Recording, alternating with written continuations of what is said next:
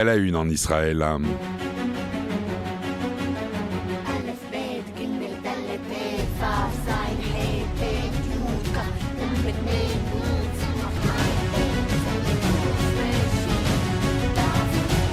Donald Trump, le président américain, a fait déployer une véritable armada dans le golfe Persique. Alors, tentative de dissuasion, préparation d'une offensive. Israël est prêt à toute éventualité. On en parle ce matin avec notre invité Stéphane Goldin, spécialiste en sécurité et défense. Lise, il est à votre micro. Stéphane Goldin, bonjour. Éditeur de Judaïka. Merci beaucoup d'être avec nous ce matin. Alors Stéphane, je ne sais pas si c'est pareil pour vous, mais moi, dès que je mets les pieds dehors, tout le monde me demande, alors on en est où de l'attaque sur l'Iran? Toi qui as des infos, c'est demain, c'est ce week-end, c'est la semaine prochaine. Quand est-ce que ça arrive, cette attaque? Honnêtement, Stéphane, en Israël, c'est une épée de Damoclès au-dessus de toute la population, cette attaque iranienne. J'ai exactement les mêmes questions que vous et il y a encore quelques heures, j'étais dans un avion et c'est vrai que j'ai pas pu voyager tranquillement parce que tout le monde venait me demander exactement ce qu'il en était. Mais au-delà de cela, si je le savais, d'abord je ne le dirais pas.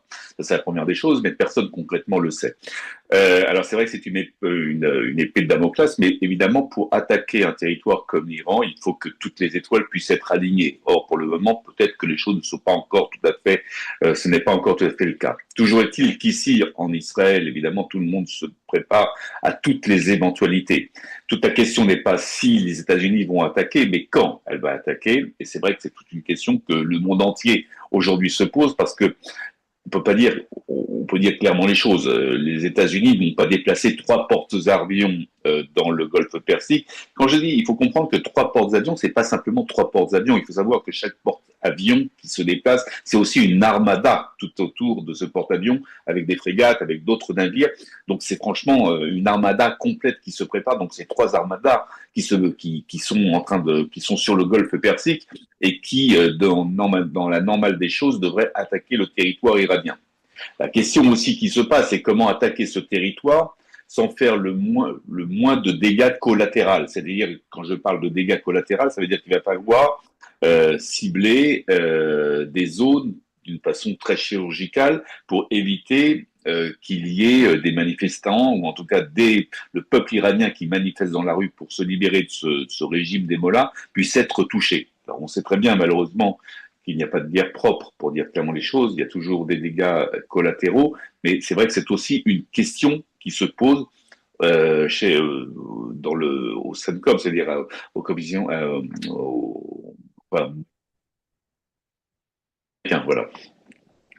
Alors, Stéphane, effectivement, c'est ce que, en tout cas en Israël, tout le monde pense que Donald Trump va finir par attaquer, mais on parle aussi de dissuasion avec toute cette armada. Est-ce que ça peut suffire justement contre la République islamique ou vous n'y croyez pas?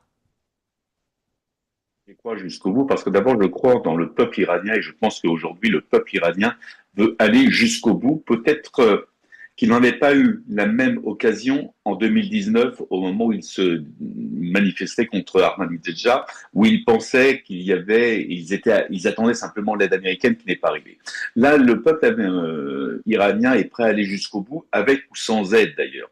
Maintenant, je pense qu'à un moment donné, il y aura la dissuasion évidemment américaine qui va fonctionner, mais parallèlement, il y a une information qui est apparue il y a un peu il y a quelques heures, je dirais, qui est assez importante. C'est-à-dire qu'il y a aussi du côté iranien une préparation qui se fait.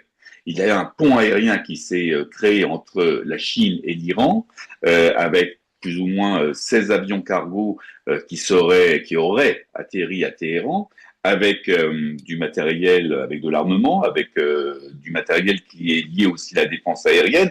Donc on voit très bien qu'il y a aussi une préparation du côté iranien, avec évidemment, pour peut-être la première fois, une intervention chinoise d'une façon, je dirais, visuelle. Jusqu'à présent, la diplomatie chinoise faisait qu'elle aidait, mais souvent en sous-marin, même si la Chine est le premier partenaire de l'Iran aujourd'hui. Alors justement, ce qui inquiète beaucoup, Pardon, excusez-moi de vous interrompre, Lise, c'est que si la Chine intervient de cette façon-là, et si l'Amérique, les États-Unis n'interviennent pas, c'est vrai que ça va redistribuer les cartes au niveau de la géostratégie sur l'ensemble de la région. Et ça, il faut le prendre en compte. Alors justement, Stéphane, j'allais vous parler de l'ensemble de la région. On parlait ce matin au journal de cet intense exercice qui est fait avec certains États du Golfe, au Qatar, qui va durer et qui propose 70 scénarios de sécurité. Donc, on voit vraiment que on se prépare pas pour, entre guillemets, une petite frappe en se disant que après, ça va suffire, ça va être définitif, etc. Là, clairement, tous les échos qu'on entend, c'est ceux d'une guerre qui va peut-être durer des semaines. Et on se dit, comment se fait-il qu'en juin, ça a été fait en 12 jours et finalement, on doit recommencer depuis le début maintenant? Sur un autre avis, je ne pense pas qu'on va aller vers une guerre globale, même si l'Iran le crie haut et fort. Euh, Pourquoi? Parce que s'il y a une intervention américaine, elle sera, comme on l'a dit, chirurgicale, et je pense que ce sera enfin one shot pour éliminer le régime des mollahs. Maintenant, ce qui dérange des pays comme le Qatar, ce qui dérange des pays comme l'Arabie Saoudite, justement, cette déstabilisation de la région, c'est le fait que les mollahs, le régime des mollahs, puisse disparaître. Parce que c'est vrai que si demain le régime de la République islamique était amené à disparaître, on arriverait à un nouvel axe stratégique entre Téhéran, Jérusalem et Washington, qui serait au détriment, je dirais, de l'Arabie Saoudite et du Qatar. Et donc, de ce fait, je pense que et le Qatar et l'Arabie Saoudite ne voient pas cette opération américaine sur l'Iran d'un bon œil, pour dire clairement les choses, et dans le fond pourrait aller vers une éventualité d'une guerre globale dans la région pour justement continuer à exister, entre guillemets, même s'ils continueront à exister, qu'il y ait ou pas un changement de régime en Iran. Alors justement, Stéphane, il y a un acteur dont on n'a pas parlé, vous et moi, ce matin, c'est Vladimir Poutine, parce que vous parlez de la Chine, et c'est vrai que c'est très important, mais l'autre allié de Téhéran, c'est Moscou. J'allais dire aujourd'hui un bémol. Aujourd'hui, Vladimir Poutine essaye de jouer une carte différentes pour revenir, je dirais, dans la région où il y a eu des bruits comme quoi il y aurait eu un accord qui aurait été fait, entre guillemets, entre l'Iran et Israël autour de Vladimir Poutine, dans un style de deal où je te tiens, tu me tiens par la bonne chaîne, si tu tires pas sur moi, je ne tirerai pas sur toi, et donc que les choses soient claires. Cela aurait été fait sous l'égide de Poutine.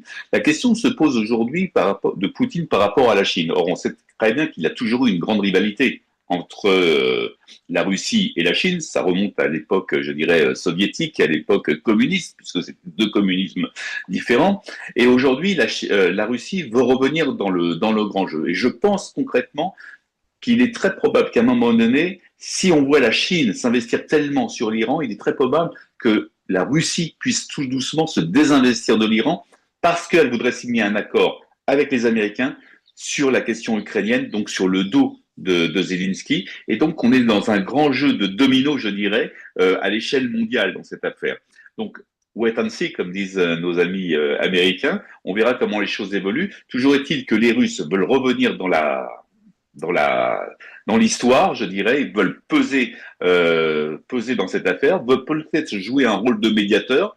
Dans le fond, quand on regarde bien, Israël n'a jamais coupé complètement les ponts, excusez-moi, avec la Russie.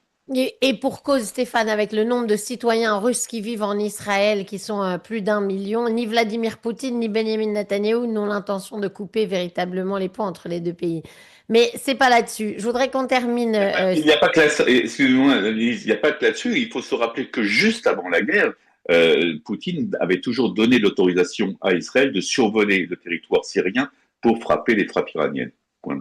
Je voudrais qu'on finisse, Stéphane, sur la répression sanglante, en fait, en Iran. Le dernier bilan en date qui a été donné par le Time ce week-end, c'est 30 000 morts dans ces manifestations. On voit bien que les protestations ont baissé, les gens sont chez eux. Au maximum, ils crient par la fenêtre, mais ils ne sont plus descendus dans les rues. Et on les comprend puisqu'ils sont à main nue contre des forces armées qui leur tirent dessus. Est-ce qu'il n'y a pas tout de même un problème moral là-dessus, au fait de laisser la population iranienne aux mains et devant la répression de la République islamique? Le problème moral, c'est un scandale. C'est franchement un scandale à l'échelle du monde, je dirais. Je trouve que c'est scandaleux qu'il n'y ait pas des interventions beaucoup plus fortes des Nations Unies, de toutes ces institutions qui ont tellement critiqué Israël d'ailleurs. Et là, il y a un peuple qui se bat pour sa liberté. Et on les laisse encore une fois. Ça sera ce n'est pas la première fois, malheureusement, que les Iraniens sont voués à eux-mêmes et sont voués aux gémonies, je dirais, à eux-mêmes face à un régime de terreur. Et je trouve ça dommageable parce que concrètement, on réglerait le problème de l'Iran. Il y aurait beaucoup de problèmes qui pourraient se régler, non pas simplement au Moyen-Orient, mais dans le monde entier. Que soyons clairs, la question du terrorisme international et du terrorisme islamique international aujourd'hui, il y a un point, une maison commune dans cette affaire, elle s'appelle l'Iran. Alors, où on veut pas s'en défaire, mais à un moment donné, il va falloir que le monde décide. Et si le monde décide, dans le fond, de laisser le régime de Mollah, il ne faudra pas, dans quelques semaines, dans quelques mois, dans quelques années, pleurer, parce qu'il y a encore une série d'attentats dans chaque pays européen ou, enfin, peu importe, dans le monde. Merci Stéphane et on espère que les dirigeants internationaux ont bien ça en tête. Bonne journée à vous, un spécialiste sécurité et défense souvent sur notre antenne. Merci d'accepter toujours gentiment de nous livrer vos analyses. Bonne journée à vous, à très bientôt.